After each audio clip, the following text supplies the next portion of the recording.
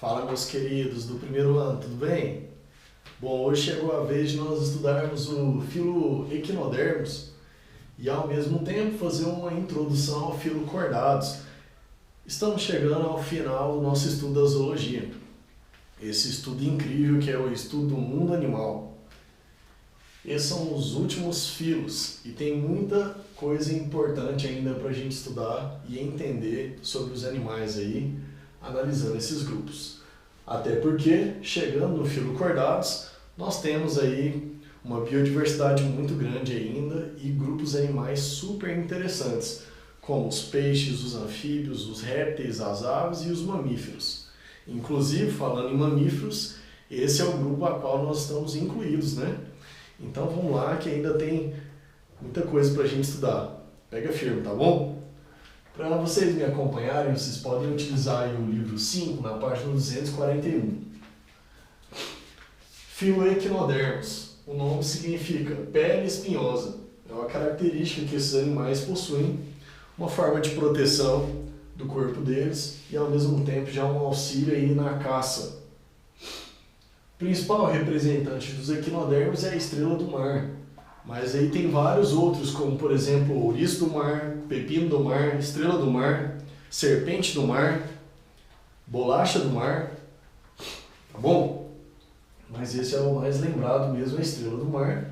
Tanto ela quanto o ouriço, você já verifica logo os espinhos, né, que é a característica que dá nome ao grupo, lembrou? Principalmente o ouriço, o que às vezes torna perigoso para os banhistas em questão de acidente com seus espinhos, que podem causar infecções no indivíduo e um trabalho manual bem complicado para a retirada dos espinhos, que dependendo da gravidade do acidente podem ser muito numerosos e requer um trabalho muito cuidadoso para a retirada. Olha só, o filo equinodermos, como eu disse, então esses são os representantes. Aqui as características gerais para vocês. Nos grupos passados, a gente sempre viu uma boa variedade de ambientes onde os animais podem habitar, onde são os seus ambientes naturais, né? No caso dos equinodermos aqui, nós não vamos encontrar representantes terrestres e nem dulcícolas. Todos os representantes desse filo são marinhos. Quanto à simetria, esses animais possuem dois tipos. Acontece que depende de qual que é a fase de vida em que eles se encontram. Na fase larval, eles têm simetria do tipo bilateral.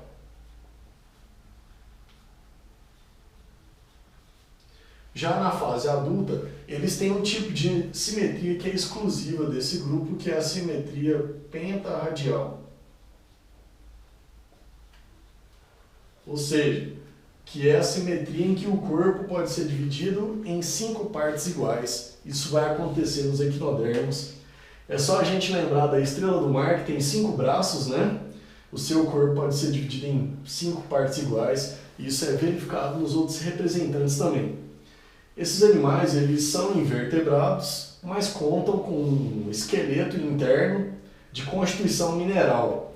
Quando você chega num lugar e tem um enfeite, que é uma estrela do mar, aquele é o seu esqueleto, que pode ser encontrado ao longo da praia, por exemplo, ali na areia, as ondas, a maré pode ter levado o esqueleto desse animal para a praia, tá bom? Ele que é de constituição mineral, é um endoesqueleto. Lembrando que ter o esqueleto não torna o animal vertebrado. Os animais vertebrados serão encontrados no filo cordados e para ser vertebrado,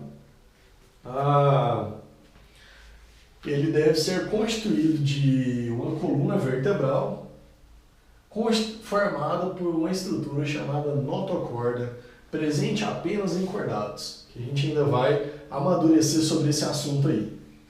Então os equinodermos, mesmo tendo um esqueleto, eles são invertebrados, pois não possuem coluna vertebral formada pela notocorda, ok? O que mais? É nesse filo que existe também um outro sistema que é exclusivo, chamado ambulacral. Pode ser chamado também de aquífero ou hidrovascular. E para esses animais aqui, ó, os equinodermos, esse sistema é tudo. Ele assume várias funções. Ele tem importância nas trocas gasosas, na circulação, na excreção, locomoção, reprodução, entre várias outras coisas.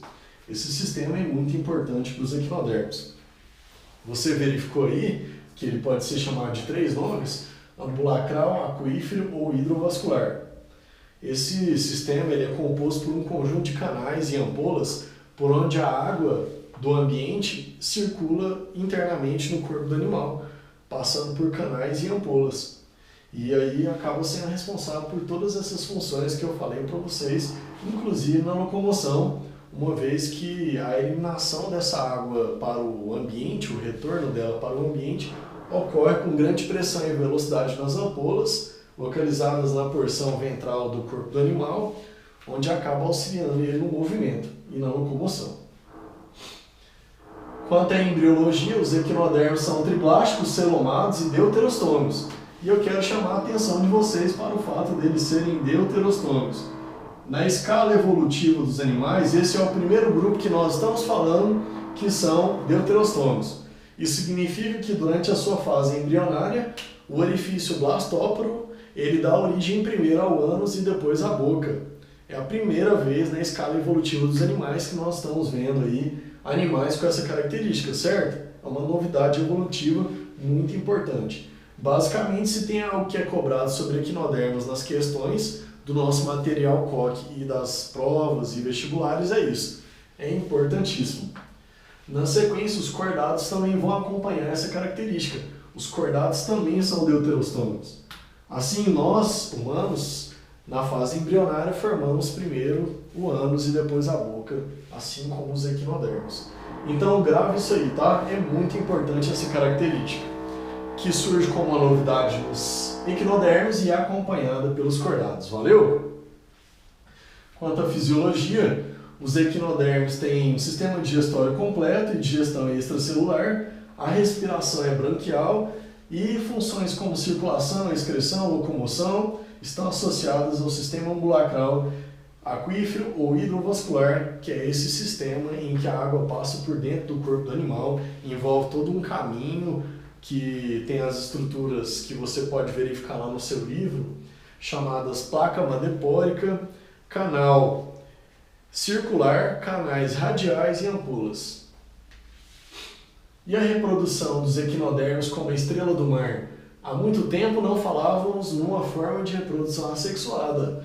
Isso tinha ficado para nós apenas lá nos filos iniciais, poríferos, quinidários e plateumintos, né?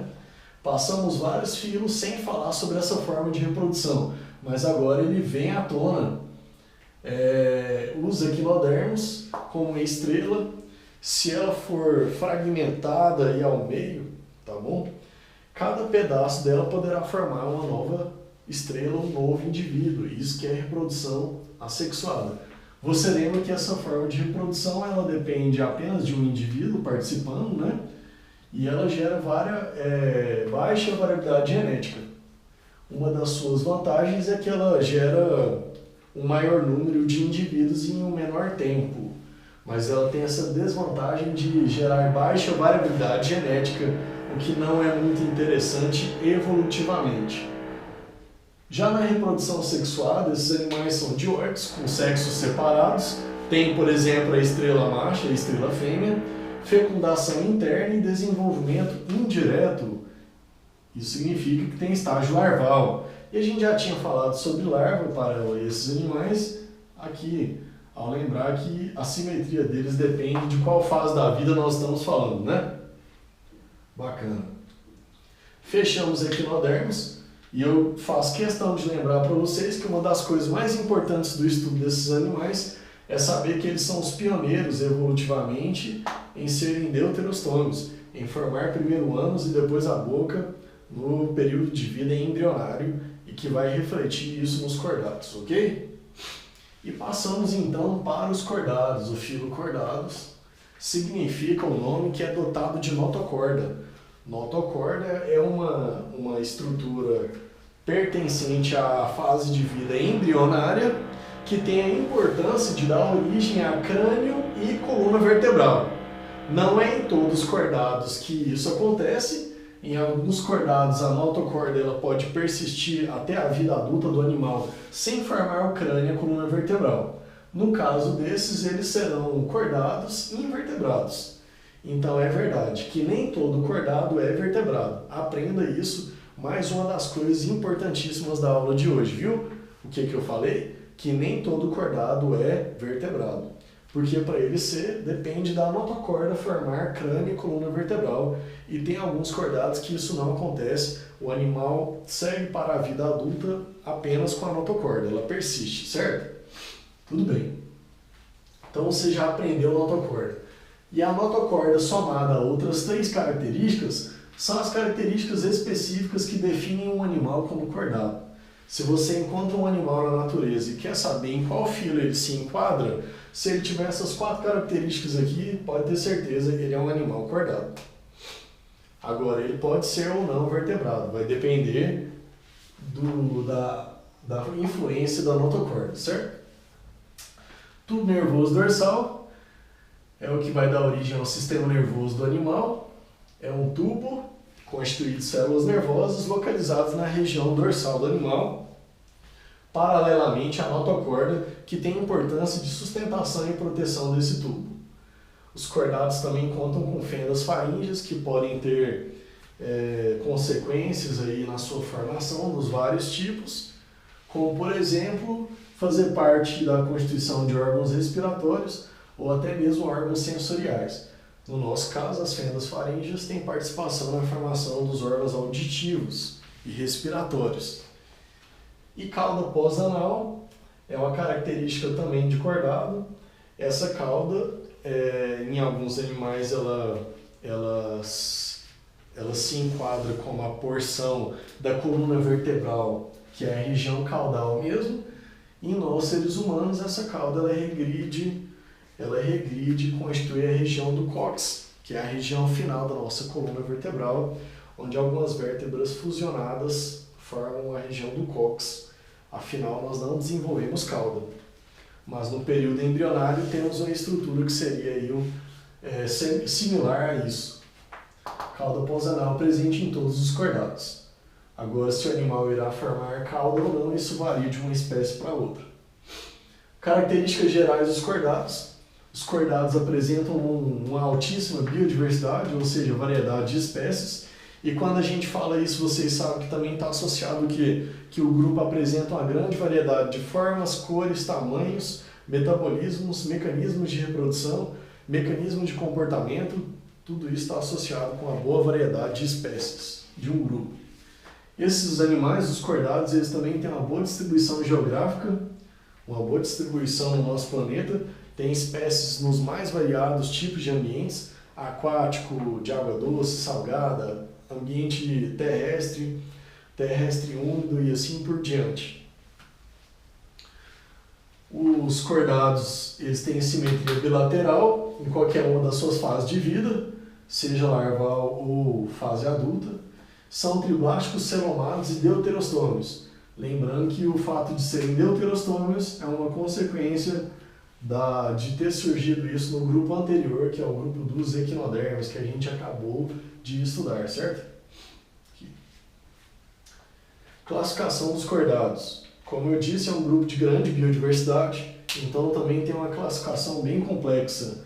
Estamos falando do filo cordados e, de acordo com o sistema de classificação que a gente conhece, abaixo de filo a gente diria aí classe, mas aqui nos cordados ainda podemos considerar subfilos. Subfilo está abaixo de filo e acima de classe. Nós vamos ter 3 filos aqui. Temos o subfilo urocordados, temos o subfilo cefalocordados e o subfilo vertebrados ou craniados, que nós vamos estar estudando na próxima aula, tá bom? Lembrando que os primeiros 2 subfilos que eu disse o nome, que urocordados e cefalocordados, eles formam um grupo artificial chamado protocordados, que significa cordados primitivos, onde esses 2 grupos são representados por animais invertebrados, chamando a atenção para aquilo que eu falei em outro momento, uma informação importante da nossa aula de que nem todo cordado é vertebrado.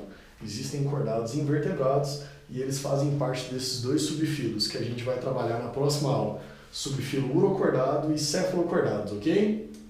Então tá bom, pessoal. Essa é a nossa aula de hoje, um estudo do filo equinodermos, representado pela estrela do mar, e uma introdução do filo cordados, que a gente continua na próxima aula. Tem muito estudo ainda para se fazer sobre os cordados, afinal nós ainda temos que passar por todas as classes, peixes, anfíbios, répteis, aves e mamíferos. Então as atividades propostas estão postadas na plataforma. Desejo bom estudo para vocês. Obrigado pela atenção, até a próxima aula. Um abraço, tchau, tchau.